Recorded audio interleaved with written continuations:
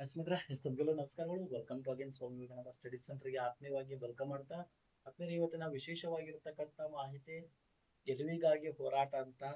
So ಯಾರೆಲ್ಲ PSTR study ಮಾಡ್ತಾ ಇದಾರ, ಸೊ ಅವರಿಗೆ ಒಂದಿಷ್ಟು ಕಿವಿ ಮಾತುಗಳನ್ನ ನಿಮ್ ಜೊತೆ ಹಂಚಿಕೊಳ್ಳಿಕ್ ಬರ್ತಾ ಇದ್ದೇನೆ.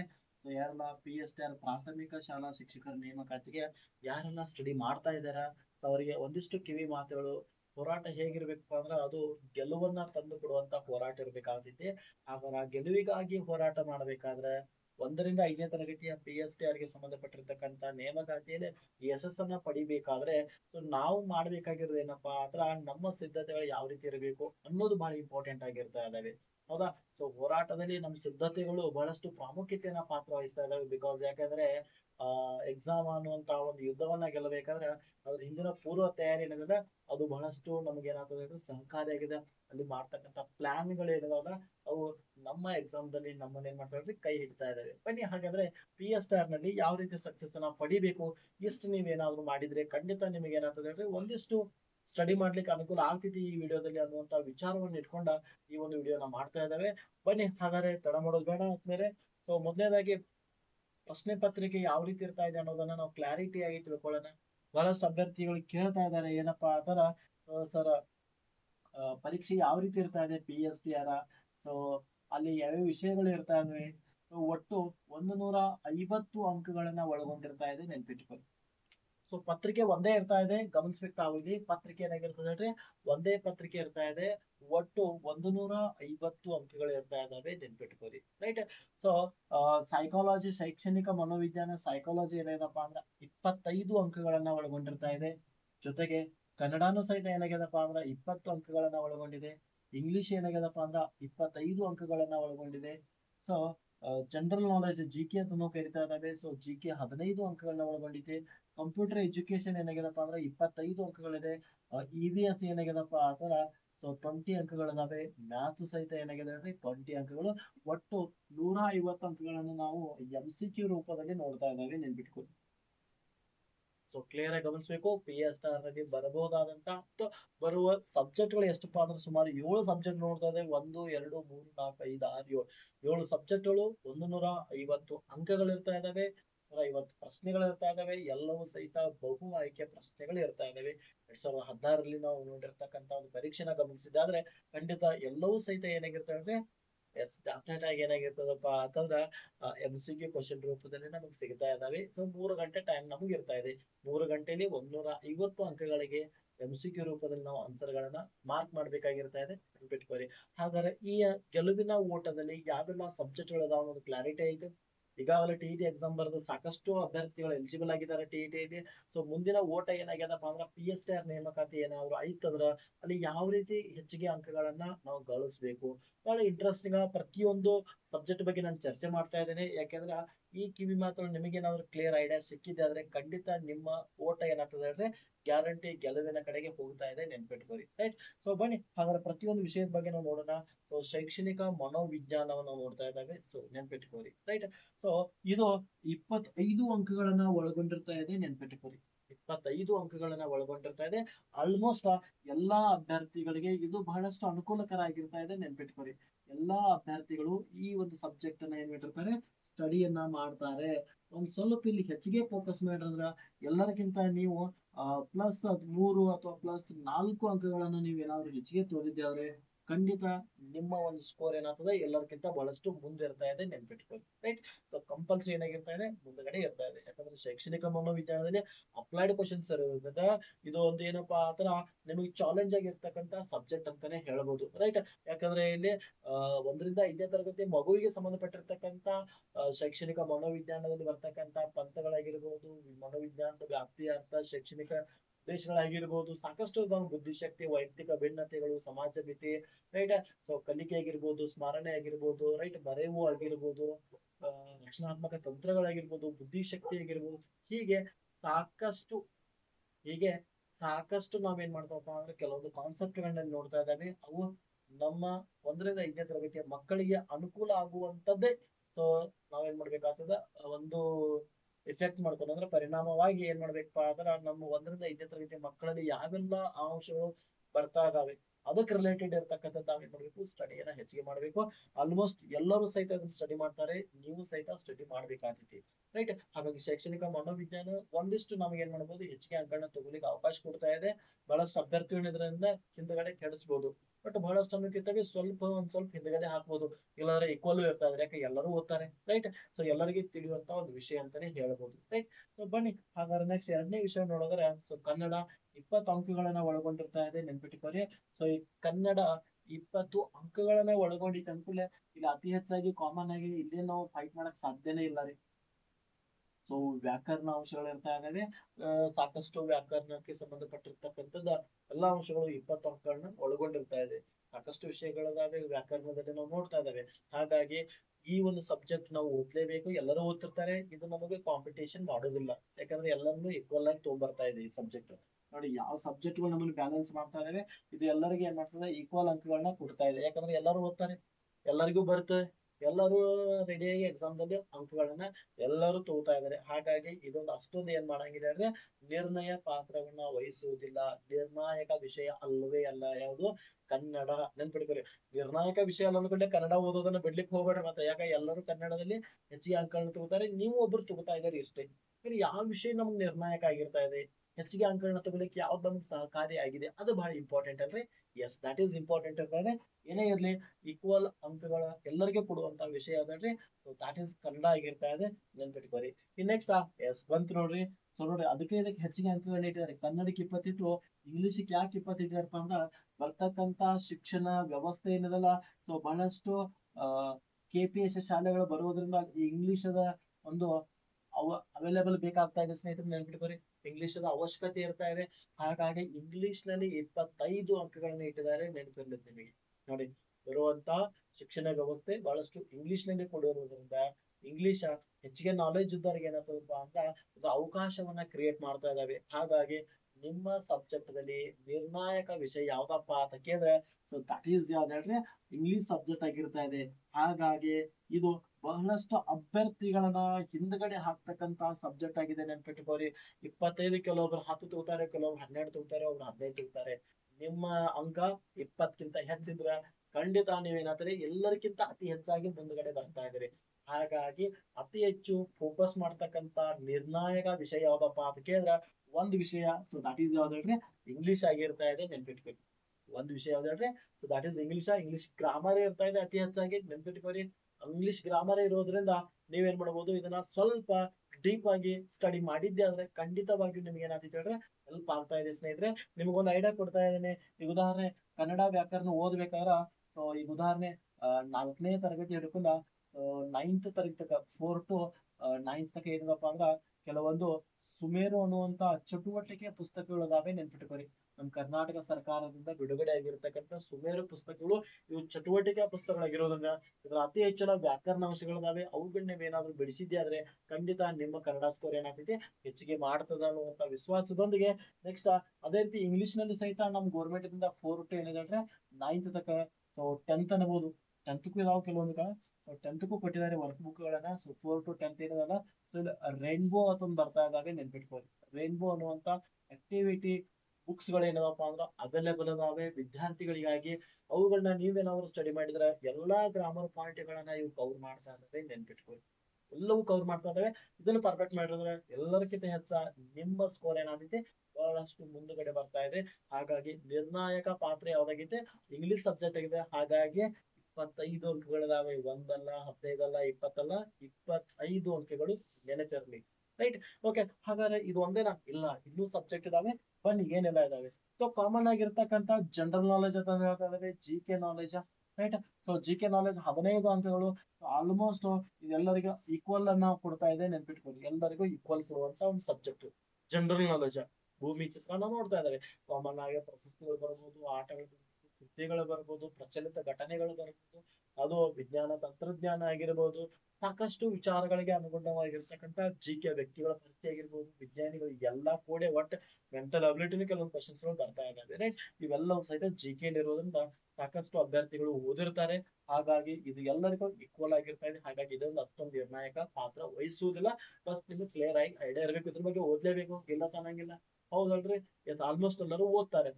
ಜಿಕೆ ಓದ್ತಾರೆ, ಕನ್ನಡ ಓದ್ತಾರೆ, ಇಂಗ್ಲಿಷ್ ಓದಂಗಿಲ್ಲ, ನೆನಪಿರ್ಲಿ. ರೈಟ್. ಓಕೆ. ಎಸ್, ಬನ್ನಿ ಇದಾದ ನಂತರ ನೆಕ್ಸ್ಟ್.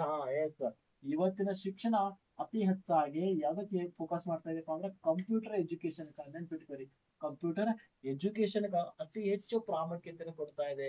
ಪ್ರತಿಯೊಂದು ಇವತ್ತು ನಾವೇನ್ ಮಾಡ್ತಾ ಇದಪ್ಪ ಅಂದ್ರೆ ಕಂಪ್ಯೂಟರೈಸ್ಡ್ ಹೋಗ್ತಾ ಇದಾವೆ. ಈ ಕಂಟೆಂಟ್ ಅದನ್ನ ಬರ್ತಾ ಇದೆ, ಈ ಕಂಟೆಂಟ್ ಬರ್ತಾ ಇದೆ, ನೆನ್ಪಿಟ್ಕೋರಿ. ರೈಟ್. ಸೊ ಇಂಟರ್ನೆಟ್ ಮೂಲಕ ಅಥವಾ PPT ಗಳ ಮೂಲಕ ಅಥವಾ ಎಕ್ಸೆಲ್ ಶೀಟ್ ಗಳ ಮೂಲಕ, ವರ್ಡ್ ಗಳ ಮೂಲಕ, ವಿಡಿಯೋಸ್ ಗಳಾಗಿರ್ಬೋದು, ನೋಟ್ಸ್ ಗಳಾಗಿರ್ಬೋದು, ಅಥವಾ ಆಕ್ಟಿವಿಟೀಸ್ ಗಳಾಗಿರ್ಬೋದು, ಇವತ್ತ ಹಲವಾರು ಶಾಲೆಗಳಲ್ಲಿ ಏನಾಗಿದೆ ಇಂತ ಪೆನಲ್ ಬೋರ್ಡ್ ಗಳದಾವು, ಇಂಟರಾಕ್ಟಿವ್ ಪೆನಲ್ ಬೋರ್ಡ್ ಗಳಿದಾವೆ. ರೈಟ್. ಸೊ ಹಾಗಾಗಿ ಇವತ್ತಿನ ಎಜುಕೇಶನ್ ಏನಾಯ್ತು ಹೇಳಿದ್ರೆ ಒಂದ್ ಸ್ವಲ್ಪ ಟೆಕ್ನಾಲಜಿ ಕಡೆಗೆ ಹೋಗ್ತಾ ಇದೆ, ತಂತ್ರಜ್ಞಾನ ಕಡೆಗೆ ಹೋಗ್ತಾ ಇದೆ. ಶಿಕ್ಷಣದಲ್ಲಿ ಟೆಕ್ನಾಲಜಿ ಏನಾಗ್ತಾ ಇದೆ, ಯೂಸ್ ಆಗ್ತಾ ಇದೆ, ಬಳಕೆ ಆಗ್ತಾ ಇದೆ. ಹಾಗಾಗಿ ಶಿಕ್ಷಣಕ್ಕೆ ಸಂಬಂಧಪಟ್ಟಿರ್ತಕ್ಕಂಥ ಟೆಕ್ನಾಲಜಿ ಯೂಸ್ ಗಳ ಬಗ್ಗೆ ಆಗಿರ್ಬೋದು, ಟೆಕ್ನಾಲಜಿ ಒಂದು ನಾಲೆಜ್ ಆಗಿರ್ಬೋದು, ಎಲ್ಲವೂ ಕಂಪ್ಯೂಟರ್ ಮೇಲೆ ಡಿಪೆಂಡ್ ಆಗಿದೆ. ಹಾಗಾಗಿ ನಮಗೆ ಕಂಪ್ಯೂಟರ್ ನಾಲೆಜ್ ಇರಲೇಬೇಕಾದೈತಿ. ಹಾಗಾಗಿ ಇದು ಈ ನಿರ್ಣಾಯಕವಾಗಿರ್ತಕ್ಕಂಥ ಸಬ್ಜೆಕ್ಟ್, ಬಿಕಾಸ್ 25 ಅಂಕಗಳನ್ನ ಹೊಂದಿರ್ತಾ ಇದೆ, ನೆನ್ಪಿಟ್ಟುಕೋರಿ. ಹಾಗಾಗಿ ಎರಡನೇ ಒಂದು ನಿರ್ಣಾಯಕ ಸಬ್ಜೆಕ್ಟ್ ಯಾವ್ದಪ್ಪ ಅಂತ ಕೇಳಿದ್ರೆ ದಟ್ ಈಸ್ ಅಂದ್ರೆ ಕಂಪ್ಯೂಟರ್. ನೆನ್ಪಿಟ್ಕೋರಿ, ಎಲ್ಲಾ ಅಭ್ಯರ್ಥಿಗಳನ್ನ ಹಿಂದಕ್ಕೆ ಹಾಕುವಂತ ಮತ್ತೊಂದು ಸಬ್ಜೆಕ್ಟ್ ನಿಮಗ್ ಸಿಗ್ತಾ ಇದೆ. ಸೊ ದಟ್ ಈಸ್ ಯಾವ್ದಂದ್ರೆ ಕಂಪ್ಯೂಟರ್ ಶಿಕ್ಷಣ. ನೆನ್ಪಿಟ್ಕೋರಿ, ಯಾವ್ದು? ಕಂಪ್ಯೂಟರ್ ಎಜುಕೇಶನ್ ಬರ್ತಾ ಇದೆ, ನೆನ್ಪಿಟ್ಕೋರಿ. ರೈಟ್. ಯಾಕಂದ್ರೆ ಇಲ್ಲಿ ಕಂಪ್ಯೂಟರ್ ಸಂಬಂಧಪಟ್ಟಿರ್ತಕ್ಕಂಥ ಔಟ್ಪುಟ್ ಗಳಾಗಿರ್ಬೋದು, ಇನ್ಪುಟ್ ಗಳಾಗಿರ್ಬೋದು, ಅಥವಾ ಫೋಟೋಗ್ರಾಫಿ ಆಗಿರ್ಬೋದು, ಎಕ್ಸೆಲ್ ಶೀಟ್ ಆಗಿರ್ಬೋದು, PPTs ಗಳಾಗಿರ್ಬೋದು, ವರ್ಡ್ ಗಳಾಗಿರ್ಬೋದು, ವಿಂಡೋಸ್ ಗಳಾಗಿರ್ಬೋದು, ಸಾಫ್ಟ್ವೇರ್ ಗಳಾಗಿರ್ಬೋದು, ಅಥವಾ ಇವತ್ತು ಶಿಕ್ಷಣ ಕ್ಷೇತ್ರದಲ್ಲಿ ಟೆಕ್ನಾಲಜಿ ಯಾವೆಲ್ಲ ಪ್ರೋಗ್ರಾಮ್ಗಳನ್ನ ತೆಗೆದುಕೊಂಡು ಬಂದಿದೆ, ಯಾವೆಲ್ಲ ಪ್ರೋಗ್ರಾಮ್ಗಳಿದಾವೆ, ಅವುಗಳನ್ನ ಯಾವ ರೀತಿ ಯೂಸ್ ಮಾಡ್ತಾ ಇದಾವೆ, ಸೊ ಅದಕ್ಕಿರ್ತಕ್ಕಂಥ ಶಿಕ್ಷಣ ಆ್ಯಪ್ಗಳು ಯಾವ್ಯಾವ ಇದಾವೆ, ಸಾಫ್ಟ್ವೇರ್ಗಳು ಯಾವ್ಯಾವೆ, ಸಾಕಷ್ಟು ಟೆಕ್ನಾಲಜಿಯನ್ನ ನಾವೇನ್ ಮಾಡಿದ್ದೇವೆ ಇವತ್ತು ಎಜುಕೇಶನ್ ಕ್ಷೇತ್ರದಲ್ಲಿ ಬಳಕೆ ಮಾಡ್ತಾ ಇದ್ದೇವೆ. ಎಲ್ಲದಕ್ಕೆ ಸಂಬಂಧಪಟ್ಟಿರ್ತಕ್ಕಂಥ ಒಂದು subject that is computer education. ಈ ಒಂದು ಎಜುಕೇಶನ್ ಅಥವಾ ಈ ಒಂದು ಪೇಪರ್ ಅಥವಾ ಪ್ರಶ್ನೆ ಪತ್ರಿಕೆ 25 ಅಂಕಗಳನ್ನು ಹೊಂದಿರೋದ್ರಿಂದ ಇದು ನಿರ್ಣಾಯಕ ಆಗಿರುತ್ತೆ. ಯಾಕಂದ್ರೆ ಎಲ್ಲಾ ಅಭ್ಯರ್ಥಿಗಳು ನೆಗ್ಲೆಕ್ಟ್ ಮಾಡ್ತಿರ್ತಾರೆ, ನೆನ್ಪಿಟ್ಕೋರಿ. ನೋಡಿ, 2 ಸಬ್ಜೆಕ್ಟ್ಗಳು ನಿಮ್ಮನ್ನ ಕೈ ಹಿಡಿತಾ ಇದಾವೆ, ಒಂದು ಇಂಗ್ಲಿಷ್, ಇನ್ನೊಂದು ಕಂಪ್ಯೂಟರ್ ಎಜುಕೇಶನ್. ರೈಟ್. ಸೊ ಹಾಗಾಗಿ ಮಿಸ್ ಮಾಡದೆ ಇವುಗಳನ್ನ ಫೋಕಸ್ ಮಾಡ್ಕೋರಿ. ರೈಟ್. ಇನ್ನ ಇದಾದ ನಂತರ ನೆಕ್ಸ್ಟ್ ನಾವು ನೋಡ್ತಾ ಇದ್ದಾವೆ that is another one subject that is ಪರಿಸರ ಇದೆ ಸ್ನೇಹಿತರೆ, ನೆನ್ಪಿಟ್ಕೋರಿ. ಸೊ ಪರಿಸರ ಅನ್ನೋದು ಇದು 50-50 ಮಾಡ್ತಾ ಇದೆ ಸ್ನೇಹಿತರೆ, ನೆನ್ಪಿಟ್ಕೋರಿ. ಈಕ್ವಲ್ ಮಾಡಂಗಿಲ್ಲ, 50 ಮಾಡಂಗಿಲ್ಲ. ಸೊ ಈ 50-50 ಅಂದ್ರೆ ಏನ್ ಹೇಳ್ರಿ, 50% ಏನಾಗಿದಪ್ಪ ಅಂದ್ರ ಅಂದ್ರ 10 ಅಂಕಗಳು ಏನಾಗ್ಬೋದು ಸೈನ್ಸ್ ಬರ್ಬೋದು. ಇನ್ನು SS ಗೆ ಸಂಬಂಧಪಟ್ಟಿರ್ತಕ್ಕಂಥ EVS 10 ಕ್ವಶನ್ಸ್ ಗಳು ಬರುವಂತ ಸಾಧ್ಯತೆಗಳು ಇರ್ತಾ ಇದಾವೆ. ಬಟ್ ಪ್ರತಿ ಸಲ ನಾವು ನೋಡ್ತಾ ಇದ್ದೇವೆ ಹೆಚ್ಚಿಗೆ ಸೈನ್ಸ್ ಕ್ವಶನ್ಸ್ ಗಳು ಹೆಚ್ಚಿಗೆ ಏನಾಗ್ತಾವು ಬರ್ತಾ ಇದಾವೆ, ನೆನ್ಪಿಟ್ಕೋರಿ. 20ರಲ್ಲಿ ಒಂದು 10, 12, 15 ಅಂಕಗಳು ಏನಾದವು EVS ಸೈನ್ಸ್ ರಿಲೇಟೆಡ್ ಕ್ವಶನ್ಸ್ ಗಳ ಹೆಚ್ಚಾಗಿ ಬರುವುದರಿಂದ ಇದು ಸೈನ್ಸ್ ಅಭ್ಯರ್ಥಿಗಳಿಗೆ ಒಂದು ಬೂಸ್ಟ್ ಇದ್ದಂಗ, ನೆನ್ಪಿಟ್ಕೋರಿ. ಹೌದಾ? ಸೈನ್ಸ್ ಅಭ್ಯರ್ಥಿಗಳಿಗೆ ಒಂದ್ ಸ್ವಲ್ಪ ಮುಂದ್ಗಡೆ ಹೋಗ್ಲಿಕ್ಕೆ, ಅಥವಾ ಯಾರ ಪರಿಸರವನ್ನ ಪರ್ಫೆಕ್ಟ್ ಆಗಿ ಗೊತ್ತಾರೆ, ಪರಿಸರ ಅಂದ್ರೆ ಪರಿಸರ ಅಲ್ಲ, 6, 7, 8 ಎಲ್ಲಾ ಗಣಿತ ವಿಜ್ಞಾನದ ಎಲ್ಲಾ ಪುಸ್ತಕಗಳು 4ನೇದು ಹಿಡ್ಕೊಂಡು 5ನೇದು ಪರಿಸರ ಬರ್ತಾ ಇದೆ, 6, 7, 8 ಸೈನ್ಸ್ ಮತ್ತು SS ಬರ್ತಾ ಇದೆ. ಇವೆಲ್ಲವನ್ನೂ ಒಳಗೊಂಡಿರ್ತಕ್ಕಂಥ ಒಂದು ವಿಶೇಷವಾಗಿರ್ತಕ್ಕಂಥ subject. So that is EVS ಬರ್ತಾ ಇದೆ. ಇದು ಸೈನ್ಸ್ ಅಭ್ಯರ್ಥಿಗಳಿಗೆ ಒಂದು ಬೂಸ್ಟ್ ಇದ್ದಂತೆ. ಇಲ್ಲಿ ಏನಾದ್ರು ಹೆಚ್ಚಿಗೆ ಸೈನ್ಸ್ ಪ್ರಶ್ನೆ ಬಂದ್ರೆ ಸೈನ್ಸ್ ಅಭ್ಯರ್ಥಿಗಳು ಏನಾಗಬಹುದು, ಹೈ ಜಂಪ್ ಮಾಡಬಹುದು. ಹಾಗಾಗಿ ಯಾರೆಲ್ಲ ಆರ್ಟ್ಸ್ ಬ್ಯಾಕ್ ಗ್ರೌಂಡ್ ಇದೆ ಅವ್ರ ಈ ಸಬ್ಜೆಕ್ಟ್ ಮೇಲೆ ಒಂದ್ ಸ್ವಲ್ಪ ಫೋಕಸ್ ಮಾಡ್ರಿ. ಹಂಗೇನ್ ಟಫ್ ಇರಂಗಿಲ್ಲ, ಸೈನ್ಸ್ ಅನ್ನೋದು ಬಹಳ ಟಫ್ ಇರೋದಿಲ್ಲ, ಅತಿ ಈಸಿಯಾಗಿ ಕ್ವಶನ್ಸ್ ಗಳು ಬಂದಿರುವುದರಿಂದ. ಯಾಕಂದ್ರೆ ಬರ್ತಕ್ಕಂಥ ಶಿಕ್ಷಣ ವ್ಯವಸ್ಥೆ ಹೆಂಗಿದಪ್ಪ ಅಂತ ಕೇಳಿದ್ರೆ ನೋಡ್ರಿ, ಕಂಪ್ಯೂಟರ್ ಅನ್ನೋದು ಒಂದು ಶಿಕ್ಷಣಕ್ಕೆ ಇವತ್ತು ಬೇಡಿಕೆ ಇದೆ. ರೈಟ್. ಎರಡನೇದು ಇಂಗ್ಲಿಷ್ ಸಬ್ಜೆಕ್ಟ್ ಬೇಡಿಕೆ ಇದೆ, ಮೂರನೇದು ಸೈನ್ಸ್ ಬೇಡಿಕೆ ಇದೆ. ಸೊ ಆ ರೀತಿ ಮೆಂಟಾಲಿಟಿ ಅಬಿಲಿಟಿ ಹೊಂದಿರತಕ್ಕಂತ ಅಭ್ಯರ್ಥಿಗಳ ಆಯ್ಕೆ ಬೇಕಾಗಿರ್ತಾ ಇದೆ. ಹಾಗಾಗಿ ನಮ್ ಪ್ರಕಾರ ಇಲ್ಲಿ ಸೈನ್ಸ್ ಒಂದ್ ಸ್ವಲ್ಪ ಹೆಚ್ಚಿಗೆ ಫೋಕಸ್ ಮಾಡ್ತಕ್ಕಂತ ಸಾಧ್ಯತೆಗಳು ಇದಾವು. ಯಾಕೆ ಅಂದ್ರೆ ನೀವು ಈಗಾಗಲೇ TET ಪೇಪರ್ 1 ಮೊನ್ನೆ ಬರ್ದಿದ್ದೀರಾ ಡಿಸೆಂಬರ್ ಒಳಗ, ಅಲ್ಲಿ ಎಷ್ಟು ಕ್ವಶನ್ಸ್ ಬಂದದ್ದು ನೀವು ಚೆಕ್ ಮಾಡ್ಕೊಳ್ಬೇಕಾದ್ರೆ ಸ್ಟೂಡೆಂಟ್, ಹೌದಲ್ರಿ? ಹಾಗಾಗಿ ಇದೊಂದು ಸೈನ್ಸ್ ಅಭ್ಯರ್ಥಿಗಳಿಗೆ ವರದಾನವಾಗಲಿದೆ ಈ ಸಬ್ಜೆಕ್ಟ್. ಇದು ಆರ್ಟ್ಸ್ ಅಭ್ಯರ್ಥಿಗಳನ್ನ ಹಿಂದಕ್ಲಿಕ್ಕೆ ಏನಾಗಿದೆ ಅಂದ್ರೆ ಬಹಳಷ್ಟು ಅವಕಾಶ ಇದೆ. ಬಟ್ ಆರ್ಟ್ಸ್ ಅಭ್ಯರ್ಥಿಗಳು ಹಿಂದಕ್ಕೆ ಆರ್ಟ್ಸ್ ಏನ ವಿಜ್ಞಾನದಲ್ಲಿ ಜ್ಞಾನ ಇಲ್ಲ ಅನ್ನಂಗಿಲ್ಲ, ಅವರಲ್ಲಿಯೂ ಸಹಿತ ಜ್ಞಾನ ಇದೆ. ಬಟ್ ಅವ್ರು ಏನ್ ಮಾಡ್ಬೇಕು, ಇದ್ರ ಮೇಲೆ ಫೋಕಸ್ ಮಾಡ್ಬೇಕು. ರೈಟ್. ಹಾಗಾಗಿ ಅವ್ರು ಏನಾದ್ರು ಫೋಕಸ್ ಮಾಡಿದ್ರೆ ಫೈಟ್ ಮಾಡ್ತಾರೆ, ಇಲ್ಲ ಸುಲಭವಾಗಿ ಅವ್ರನ್ನ ನಾವೇನ್ ಮಾಡ್ಬೋದು, ಹಿಂದ್ ಹಾಕ್ಲಿಕ್ಕೆ ಅವಕಾಶದ ವಿಜ್ಞಾನದ ಅಭ್ಯರ್ಥಿಗಳಿಗೆ. ರೈಟ್. ಸೊ ಹಾಗಾಗಿ ತಾವು ಇದನ್ನ ಗಮನಿಸಬೇಕಾಗ್ತೈತಿ. ರೈಟ್. ಇನ್ನ ಇದಾದ ನಂತರ ನೆಕ್ಸ್ಟ್ ಸಬ್ಜೆಕ್ಟ್ ನೋಡೋದಾದ್ರೆ ಸೊ ದಟ್ ಈಸ್ ಗಣಿತ ಇದೆ ಸ್ನೇಹಿತರೆ, ನೆನ್ಪಿಟ್ಕೋರಿ. 20 ಅಂಕಗಳಿದಾವೆ, ನೆನ್ಪಿಟ್ಕೋರಿ. ಎಷ್ಟು ಅಂಕಗಳು? 20 ಅಂಕಗಳನ್ನ ಒಳಗೊಂಡಿರ್ತಕ್ಕಂತ ಒಂದು ಪರೀಕ್ಷೆ ಪತ್ರಿಕೆ ಸಿಗ್ತಾ ಇದೆ. 20 ಅಂಕಕ್ಕೆ ಇದು ಇದು ಮೂರನೇ ಒಂದು ನಿರ್ಣಾಯಕ ಅಂತ ಕರೀತಾ ಇದ್ದೇವೆ, ನೆನ್ಪಿಟ್ಕೊಳ್ಳಿ. ಸಾಕಷ್ಟು ಅಭ್ಯರ್ಥಿಗಳನ್ನ ಹಿಂದಿಗೆ ಹಾಕ್ತಕ್ಕಂತ ಸಬ್ಜೆಕ್ಟ್. ಯಾರು 6, 7, 8, 9 ಗಣಿತ ಬಿಡಿಸ್ತಾರಲ್ಲ, 9 ಬ್ಯಾಡ ಬಿಡ್ರಿ, 6, 7, 8 ಯಾರು ಗಣಿತ ಪರ್ಫೆಕ್ಟ್ ಇರ್ತಾರಲ್ಲ, ಅವ್ರು ಖಂಡಿತ ಇದರಲ್ಲಿ 20ಕ್ಕೆ 20 ಅಂಕಗಳನ್ನ ಪಡೆದುಕೊಳ್ಳಕ್ಕೆ ಏನಿದೆ ಅವಕಾಶಗಳಿದಾವೆ, ನೆನ್ಪಿಟ್ಕೊಳ್ಳಿ. 20ಕ್ಕೆ 20 ಅಂಕಗಳನ್ನ ಏನ್ ಮಾಡಬಹುದು, ಪಡಿಲಿಕ್ಕೆ ಅವಕಾಶ ಇದೆ. ನೆನಪಿರ್ಲಿ ಆತ್ಮೀಯರೇ ನಿಮ್ಗ. ಹಾಗಾಗಿ ಇದೊಂದು ಬೆಸ್ಟ್ ಆಗಿರ್ತಕ್ಕಂಥ ಸಬ್ಜೆಕ್ಟ್, ನೆನಪಿರ್ಲಿ ನಿಮಗೆ. ರೈಟ್, ಇಲ್ಲಿ ಪ್ರಾಕ್ಟೀಸ್ ಬಹಳ ಇಂಪಾರ್ಟೆಂಟ್. ರೈಟ್, ಎಷ್ಟು ಪ್ರಾಕ್ಟೀಸ್ ಮಾಡ್ತೀರಿ ಅಷ್ಟು ನಿಮ್ ನಾಲೆಜ್ ಏನಾಗ್ತದ, ಪ್ರಾಕ್ಟೀಸ್ ಮಾಡೋದ್ರಿಂದ ಪರ್ಫೆಕ್ಟ್ ಆಗ್ತಾ ಇದೆ ಹೊರತು ಓದುವುದರಿಂದ ನೋಡೋದ್ರಿಂದ ಗಣಿತ ಯಾವುದೇ ಬರೋದಿಲ್ಲ. ಯಾವುದೇ ಗಣಿತ ಪುಸ್ತಕ ಹೋದ್ರೆ ಯಾವ ಗಣಿತ ಟೆಕ್ಸ್ಟ್ ಬುಕ್ ತಂದ್ರು ಸಹಿತ ಯೂಸ್ಲೆಸ್ ಎಲ್ಲವು. ಯಾಕ, ಅದು ನಿಮ್ಗೆ ತಿಳಿಯದೆ ಓದುವುದರಿಂದ, ತಿಳಿಯದೆ ಬಿಡಿಸೋದ್ರಿಂದ ಅದು ಯಾವತ್ತು ನಿಮ್ಗೆ ಬರೋದಿಲ್ಲ. ಇಲ್ಲಿವರೆಗೆ ನೀವು ತಿಳಿಯುವುದಿಲ್ಲ ಅಲ್ಲಿವರೆಗೆ ಗಣಿತ ಬರೋದೇ ಇಲ್ಲ. ತಿಳಿದ್ರಂದ್ರ ಯಾವತ್ತು ಗಣಿತ ಬರೆಯೋದಿಲ್ಲ. ದಟ್ ಇಸ್ ದ ಒಂದು ವೇ ಇದೆ, ಯಾವುದು, ಮ್ಯಾಥ್ಸ್ ಅದ. ಹಾಗಾಗಿ ಮ್ಯಾಥ್ಸ್ ಅನ್ನ ಸುಮ್ನೆ ಬಿಡ್ಲಿಕ್ಕೆ ಹೋಗಬೇಡಿ. 20 ಅಂಕಗಳು ಆರಾಮಾಗಿ ಏನ್ ಮಾಡಬಹುದು, ಹೆಚ್ಚಿಗೆ ಮಾಡಬಹುದು. ರೈಟ್, ಹಾಗಾಗಿ ಯಾರೆಲ್ಲ ಗಣಿತವನ್ನ ಪರ್ಫೆಕ್ಟ್ ಆಗಿ ನೋಡಿ, ಗಣಿತ ಅಂದ್ರೆ ಏನ್ ಮಾಡಿಲ್ಲ, 6, 7, 8, 6, 7, 8 ಈ ಸಬ್ಜೆಕ್ಟ್ ಗಳನ್ನ ಪರ್ಫೆಕ್ಟ್ ಆಗಿ ಮಾಡಿರಂದ್ರ ಮುಗದ ಐತ್ರಿ. ಏನು, ನಮಗ್ ಬೇಕಾಗಿರ್ತಕ್ಕಂಥ ಎಲ್ಲಾ ರಿಲೇಟೆಡ್ ಇರ್ತಕ್ಕಂಥ ಮ್ಯಾಥ್ಸ್ ಅನ್ನ ನಾವು ಬಿಡಿಸಿದ್ದೆ ಆದ್ರೆ ಖಂಡಿತ ನಮ್ಮ ಸ್ಕೋರ್ ಏನಾಗ್ತದೆ, ಫುಲ್ ಹಾಯ್ ಒಯ್ತಾ ಇದಾವೆ. ಸೊ ಹಾಗಾಗಿ ಇದು ಮೂರನೇ ನಿರ್ಣಾಯಕ ಪತ್ರಿಕೆ ಆಗಿರ್ತಾ ಇದೆ, ನೆನ್ಪಿಟ್ಕೊಳ್ಳಿ. ಅಷ್ಟೇನು, ಮೂರನೇದು ಒಟ್ಟು 150 ಅಂಕಗಳಲ್ಲಿ ಸೊ ನಿರ್ಣಾಯಕ ಪಾತ್ರನ ವಹಿಸ್ತಾ ಇದೆ ಅಂತ ನೋಡ್ತಾ ಇದ್ದಾರೆ. ರೈಟ್, ಸೊ ಇದಕ್ಕಿಂತ ಮುಂಚೆ ಸ್ವಲ್ಪ ಗಮನಿಸ್ಬೇಕು ಸ್ನೇಹಿತರೆ. ಸ್ವಲ್ಪ ಕಂಪೇರ್ ಮಾಡ್ತಾ ಇದ್ದೆ ನಾನು. ಏನು ಕಂಪೇರ್ ಪಾತ್ರ, ಇಲ್ಲಿ ಸೈನ್ಸ್ ಅಭ್ಯರ್ಥಿಗಳಿದ್ದಾರೆ, ಸೈನ್ಸ್ ಕ್ಯಾಂಡಿಡೇಟ್ ಇದಾರೆ, ನೆನ್ಪಿಟ್ಕೋರಿ. ಇಲ್ಲಿ ಆರ್ಟ್ಸ್ ಕ್ಯಾಂಡಿಡೇಟ್ ಗಳಿದ್ದಾರೆ. ಸೊ ಇವ್ರು ಏನ್ ಮಾಡ್ತಿರ್ತಾರೆ, ಕಾಂಪಿಟೇಟರ್ ಆಗ್ತಿರ್ತಾರೆ, ಸಾಕಷ್ಟು ಇದ್ದಾರೆ. ಇಲ್ಲಿ ಟಿ ಯಾವುದು ಪೇಪರ್ 1 ನಲ್ಲಿ ಸಬ್ಜೆಕ್ಟ್ ವೈಸ್ ಯಾವುದೇ ರೀತಿ ಏನಾರಂಗಿಲ್ಲ ಅಂದ್ರೆ ಆಲ್ಮೋಸ್ಟ್ ಕಾಲ್ಫಾರ್ಮ್ ಇರುವುದಿಲ್ಲ. ನೆನ್ಪಿರ್ಲಿದ್ದೀನಿ, ಸಬ್ಜೆಕ್ಟ್ ವೈಸ್ ಇರಂಗಿಲ್ಲ, ಆಲ್ಮೋಸ್ಟ್ ಜನರಲ್ ವೈಸ್ ಇರ್ತಾ ಇದಾವೆ.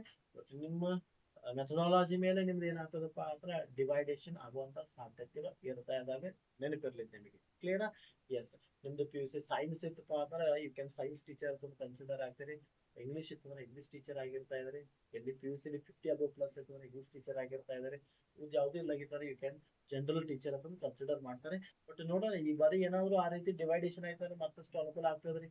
ಇಂಗ್ಲಿಷ್ ಟೀಚರ್ಗಳು ಬೇರೆ ಅಥವಾ ಜನರಲ್ ಟೀಚರು ಒಂದು ಮ್ಯಾಥ್ಸ್ ಸೈನ್ಸ್ ಟೀಚರ್ ಮ್ಯಾಟರ್ ಮಾಡ್ಬೋದು. ಹೇಳಿಕ್ ಬರೋದಿಲ್ಲ, ಇನ್ನು ನೋಟಿಫಿಕೇಶನ್ ಬಂದಿಲ್ಲ, ಅದ್ರ ಬಗ್ಗೆ ತಲೆ ಕೆಡ್ಸ್ಕೊಕ್ ನೀವು ಯಾರು ಹೋಗ್ಲಿಕ್ಕೆ ಹೋಗ್ಬೇಡ್ರಿ. ರೈಟ್, ಸೊ ಒಟ್ಟಾರೆ ಪರೀಕ್ಷೆ ಇದೇ ರೀತಿ ಇರ್ತಾ ಇದೆ, ನೆನ್ಪಿಟ್ಕೊರಿ. ಅದ್ರ ಬಗ್ಗೆ ತಲೆ ಕೆಡ್ಸ್ಕೊಕ್ ಹೋಗ್ಬೇಡಿ.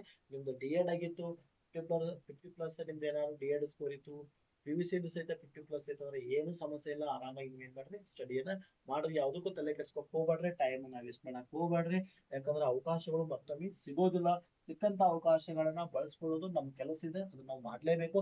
ಇವ್ರ ಬಗ್ಗೆ ತಲೆ ಕೆಡ್ಸ್ಕೊಕ್ ಹೋಗ್ಬೇಡಿ. ಸಮಾಜ ಎಲ್ಲನೂ ಮಾತಾಡ್ತಾ ಇದೆ, ಒಳ್ಳೇದು ಮಾತಾಡ್ತಿದ್ವಿ, ಕೆಟ್ಟದನ್ನು ಮಾತಾಡ್ತಿದ್ವಿ. ಬಟ್ ಕೆಟ್ಟದನ್ನು ಸ್ವಲ್ಪ ಹೈಲೈಟ್ ಮಾಡ್ತದೆ, ಒಳ್ಳೇದನ್ನ ಯಾರು ಹೈಲೈಟ್ ಮಾಡಂಗಿಲ್ಲ. ಬಟ್ ನಾನ್ ನಿಮ್ಗೆ ಏನಿಲ್ಲ, ಸಾಧನೆ ಮಾಡುವವರಿಗೂ ಮೌನವಾಗಿರಿ. ಸಾಧನೆ ಆದ ಕೂಡಲೇ ಇಡೀ ಸಮಾಜನ ನಿಮ್ಮನ್ನ ಏನ್ ಮಾಡ್ತೈತಿ, ಸೌಂಡ್ ಮಾಡುವಂತೆ ಮಾಡ್ತಾ ಇದೆ. ನೀವು ಮಾಡ್ಬೇಕಾಗಿಲ್ಲ ಸೌಂಡ್. ಸಾಧನೆ ಮಾಡುವವರಿಗೆ ಮೌನವಾಗಿರಿ.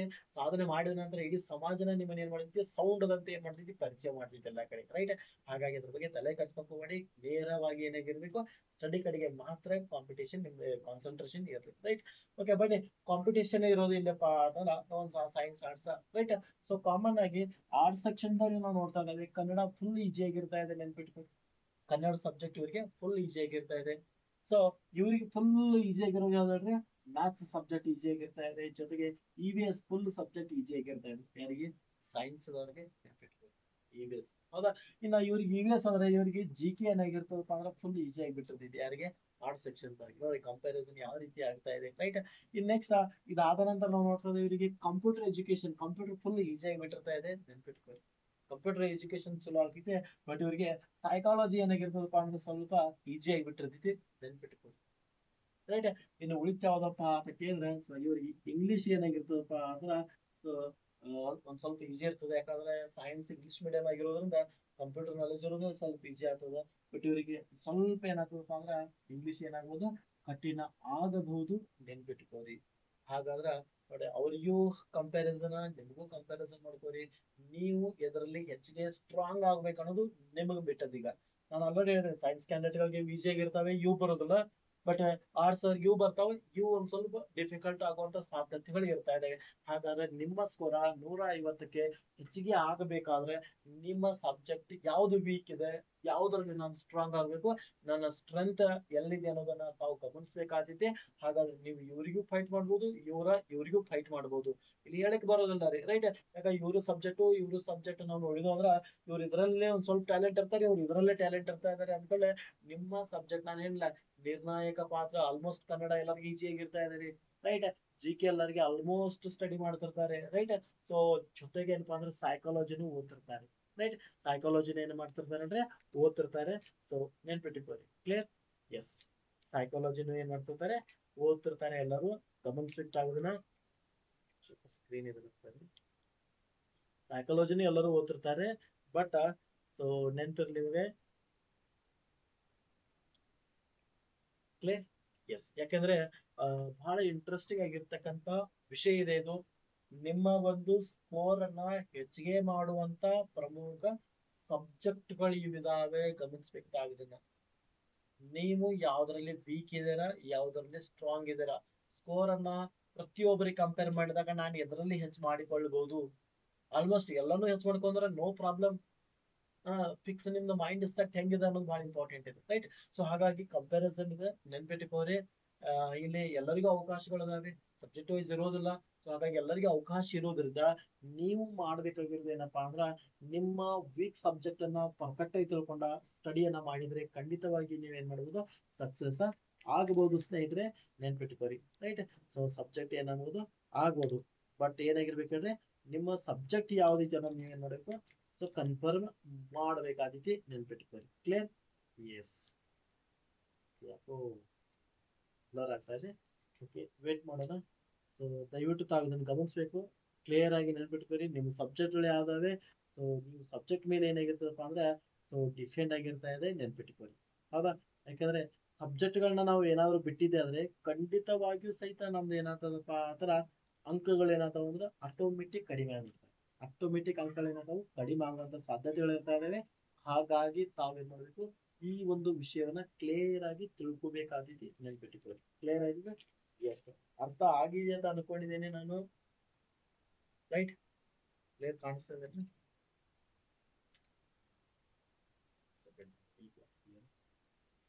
ರೈಟ್? ಸೊ ಹಾಗಾಗಿ ಕಾಂಪಿಟೇಷನ್ ಬಹಳಷ್ಟಿದೆ ಎಲ್ಲರಿಗೂ. ಇವರು ಕಾಂಪಿಟೇಷನ್ ಇಲ್ಲಿ ಮೇನ್ ನಿರ್ಣಾಯಕ ಪಾತ್ರ ಹೇಳಿದ್ರಲ್ಲ, ಯಾರು ಅತಿ ಹೆಚ್ಚು ಇಂಗ್ಲಿಷ್, ಕಂಪ್ಯೂಟರ್ ಸೈನ್ಸ್, ಮ್ಯಾಥ್ಸ್ ಮಾಡ್ತಾರಂದ್ರೆ ಅವ್ರಿಗೆ ಸಾಕಷ್ಟು ಅವಕಾಶಗಳಿದಾವೆ, ನೆನ್ಪಿಟ್ಕೋರಿ. ಆರ್ಟ್ಸ್ ಅವ್ರು ಇದ್ರೆಲ್ಲ ಮಾಡಿರ್ತಾರೆ, ನೀವು ಮಾಡ್ಬೇಕಾಗಿರೋದು ಇವುಗಳನ್ನ ನೆನ್ಪಿಟ್ಕೋರಿ.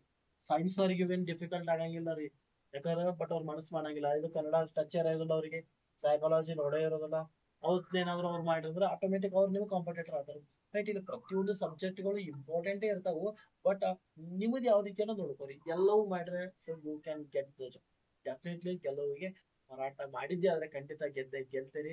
ಸೊ ಇದಕ್ಕೆ ನಿಮ್ಗೆ ಅನುಕೂಲ ಆಗೋ ಸಲುವಾಗಿ ನಾವೇನ್ ಮಾಡಿದಪ್ಪ ಅಂದ್ರೆ ಸ್ವಾಮಿ ವಿವೇಕಾನಂದ ಸ್ಟಡಿ ಸೆಂಟರ್ ವತಿಯಿಂದ target PSTR teacher course already start ಇದೆ ಸ್ನೇಹಿತರೆ. ರೆಕಾರ್ಡ್ ಬ್ಯಾಚ್ ಇದೆ. ಇಲ್ಲಿ ಸಾಕಷ್ಟು ಎಲ್ಲಾ ವಿಷಯಗಳನ್ನ ನಾವು ನಿಮ್ ಜೊತೆ ಚರ್ಚೆ ಮಾಡ್ಕೊಡ್ತಾ ಇದ್ದೇವೆ. ಅತಿ ಸರಳವಾಗಿ ಮ್ಯಾಥ್ಸ್ ಆಗಿರ್ಬೋದು, ಸೈನ್ಸ್ ಆಗಿರ್ಬೋದು, ಸೈಕಾಲಜಿ, ಇನ್ನುಳಿದಂತ ಎಲ್ಲಾ ವಿಷಯಗಳನ್ನ ಟೀಚ್ ಮಾಡ್ತಾ ಇದ್ದೇವೆ. ಇಂಟ್ರೆಸ್ಟ್ ಇದ್ರೆ ಜಾಯಿನ್ ಆಗ್ಬೋದು. ನಮ್ದು ಆಪ್ ಇದೆ ಸ್ನೇಹಿತರೆ. ಸೊ ಆಪ್ ಫೀ 1200 ಕೇವಲ. ಆ ಎಲ್ಲಾ ಸಬ್ಜೆಕ್ಟ್ ಗಳಿಗೆ ಅನುಕೂಲ ಆಗುವಂತ ದೃಷ್ಟಿಯಲ್ಲಿ.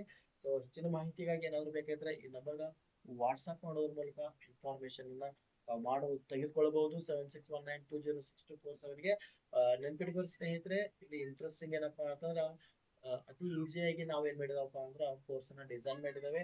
ನಮಗೇನಾದ್ರು ಬೇಕಾಗಿತ್ತಾರ ಪ್ಲೇ ಸ್ಟೋರ್ ನಲ್ಲಿ ಹೋಗಿ ಸ್ವಾಮಿ ವಿವೇಕಾನಂದ ಸ್ಟಡಿ ಸೆಂಟರ್ ಆಪ್ ಇದೆ, ಆಪ್ ಅನ್ನ ಡೌನ್ಲೋಡ್ ಮಾಡ್ಕೊಂಡ ಸೊ ಟಾರ್ಗೆಟ್ PSR ಬ್ಯಾಚ್ ಗೆ ಜಾಯಿನ್ ಆಗ್ಬೋದು. ರೆಕಾರ್ಡ್ ಬ್ಯಾಚ್ ಇರೋದ್ರಿಂದ ನಿಮಗೆ ಅನುಕೂಲ ಆಗ್ತಿದೆ ಅನ್ನುವಂತ ದೃಷ್ಟಿಯಿಂದ ಸೊ ರೆಡಿ ಇದೆ. ಅದ್ರ ಜೊತೆಗೆ ಸಾಕಷ್ಟು ಮಾಹಿತಿಯನ್ನ ಜೊತೆಗೆ ನಿಮ್ಗೆ ಹಂಚ್ಕೊಳ್ತಿದ್ದೇವೆ. ನಮ್ ಬ್ಯಾಚಿಗೆ ಜಾಯಿನ್ ಆಗೋದು ನಂತರದ ವಿಷಯ, ಅದೇನು ಇಂಪಾರ್ಟೆಂಟ್ ಅಲ್ಲ. ಬಟ್ ನಾನೇನ್ ಹೇಳೋದು ಅಂದ್ರ ಇವತ್ತಿನ ಕ್ಲಾಸ್ ಸಬ್ಜೆಕ್ಟ್ ಗಳು ಯಾವ್ದು ಅನ್ನೋದು ಕ್ಲಾರಿಟಿ ಇದೆ ನಿಮಗೆ. ಈಗ ನೀವ್ ಎದ್ರಲ್ಲಿ ವೀಕ್ ಇದೆ ಅನ್ನೋದು ಕನ್ಫರ್ಮ್ ಮಾಡ್ಕೋರಿ. ನೀವು ಸ್ಟ್ರಾಂಗ್ ಆಗ್ಬೇಕಾದ್ರೆ ಏನ್ ಮಾಡ್ಬೇಕು, so that is a skill ಇದೆ. ಯಾಕಂದ್ರೆ ಅವು ನೀವು ಏನಾದ್ರು ಮಾಡಿದ್ರೆ ಖಂಡಿತ ನಿಮ್ಗೆ ಏನಾಗ್ತದ, ಸ್ಕೋರ್ ಹೆಚ್ಚಿಗೆ ಮಾಡ್ಲಿಕ್ಕೆ ಅವಕಾಶ ಸಿಗ್ತಾ ಇದೆ. ರೈಟ್, ಸುಮ್ನೆ ಅವ್ರ ಇವ್ರ ಮಾತು ಕೇಳಿ ಟೈಮ್ ಅನ್ನ ವೇಸ್ಟ್ ಮಾಡ್ಕೊಂಡು ಹೋಗ್ಬೇಡ್ರಿ. ದಯವಿಟ್ಟು ನಿಮ್ಮ ಗಮನ ಒಂದ ಕಡೆಗೆ ಕೇಂದ್ರೀಕೃತವಾಗಿರ್ಲಿ. ಇದರಿಂದ ಖಂಡಿತವಾಗಿಯೂ ನೀವು ಇಟ್ಟಂತ ಗುರಿ ಕಡೆಗೆ ನಿಮ್ ಪಯಣ ಸಾಗ್ತೈತಿ. ಯಾಕಂದ್ರೆ ಅನಾವಶ್ಯಕವಾಗಿ ಆ ಕಡೆ ಈ ಕಡೆ ಗಮನ ಕೊಟ್ಟಿದ್ದಾರೆ, ಸೊ ಟೈಮ್ ಏನಾದ್ರು ವೇಸ್ಟ್ ಆಗುವಂತ ಸಾಧ್ಯತೆ ಇರ್ತಾ ಇದೆ. ಬರುವಂತ ದಿನಗಳಲ್ಲಿ ಸೊ ಬೇಗನೆ PSR ಮೊದಲು ಏನಾದ್ರೆ ಫಾಲ್ ಆಗ್ತಕ್ಕಂಥ ಎಲ್ಲಾ ಸಾಧ್ಯತೆಗಳಿದಾವೆ. ಹಾಗಾಗಿ ಆ ಅವಕಾಶವನ್ನ ಡಿ.ಎಡ್ ಆದವರು ಮಿಸ್ ಮಾಡ್ಕೊಕ್ ಹೋಗ್ಬಾರ್ದು. ಯಾಕಂದ್ರೆ ಸುಮಾರು 9 ವರ್ಷ ಮೇಲಾಯ್ತು, ಇನ್ನೂ ಕಾಲ್ ಫಾರ್ಮ್ ಡಿ.ಎಡ್ ದಲ್ಲಿ 1 to 5th ಕ್ಲಾಸ್ ನಲ್ಲಿ. ರೈಟ್, ಸೊ ಹಾಗಾಗಿ ಅವಕಾಶ ಸಿಗ್ತಾ ಇದಾವೆ. ಇಲ್ಲಿವರೆಗೂ ಅದು ಸಾಕು, ಇನ್ನು ಮುಂದಾದ್ರೂ ನಾವೇನ್ ಮಾಡೋಣ, ಸಾಧಿಸಿ ತೋರ್ಸೋಣ ಅಂತ ಹೇಳ್ತಾ, ಸೊ ಖಂಡಿತವಾಗಿಯೂ ನಾವು ನಿಮ್ ಜೊತೆ ಯಾವತ್ತೂ ಇರ್ತಾ ಇದೆ. ಸೊ ಚೆನ್ನಾಗಿ ಸ್ಟಡಿ ಮಾಡಿ ಅಂತ ಹೇಳ್ತಾ, ಮತ್ತೆ ಇಂತ ಹೊಸ ಹೊಸ ವಿಡಿಯೋದೊಂದಿಗೆ ಮತ್ತೆ ಮೀಟ್ ಆಗ್ತಾ ಇರ್ತೇನೆ. ಅಲ್ಲಿ ತನಕ ಸ್ಟಡಿ ಮಾಡ್ತಾ ಇರಿ ಸ್ನೇಹಿತರೆ. Thank you, one and all.